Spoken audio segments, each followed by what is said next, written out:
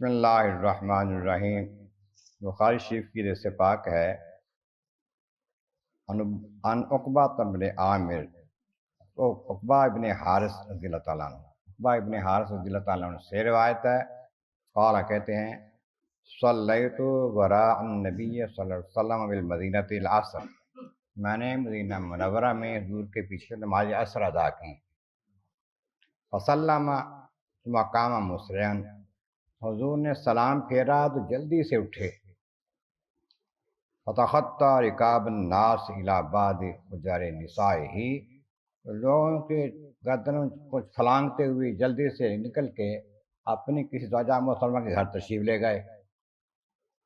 ففزع الناس من سرعتہ، آپ کے اس تیزی کے ساتھ اٹھ کے جانے سے لوگ کچھ پریشان ہو گئے، خیر ہو گئے صحیح، تو جلدی حضور بڑی تیزی سے اٹھ کے چلے گئے سلام پھیر کے۔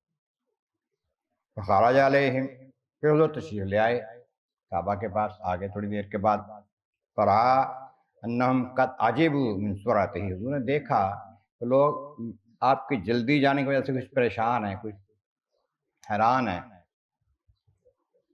تو قالت، فرمایا ذکرت شیئا من تبر عندنا، مجھے یاد آ گیا تھا کہ گھر میں کوئی چیز پڑی ہے، کوئی ٹکڑا ہے چاندی کا یا سونے کا یا کچھ چیز ہے۔ فکرہ تو یا بسنی، میں نے یہ نامناسب سمجھا، ناپسند کیا کہ وہ میں اس کو روکا رکھوں، پڑا رہے۔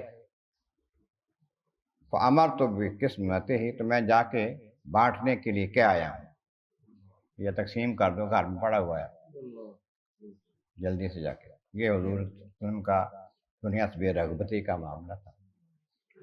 بعض روایتوں میں یہ بھی ہے کہ یہ صدقہ کا سامان تھا، کچھ چاہ کے جلدی سے جن کا حق ان کے پہنچ جائے۔ تو ویسے بھی دوسری روایت میں آتا ہے، حضور فرماتے ہیں کہ میرے پاس احد پہاڑ کے برابر سونا ہو تو میں پسند نہیں کروں گا کہ 3 دن کے بعد میرے پاس رہے، سارا بانٹ دوں، سوائے اس کی جو میں نے قرض دینا ہو وہ رہے۔ اللہ اکبر۔ اللہ کریم محبوب کا صدقہ ہمیں بھی دنیا سے بے رغبتی اور آخرت کی طرف توجہ کی توفیق عطا فرمائے۔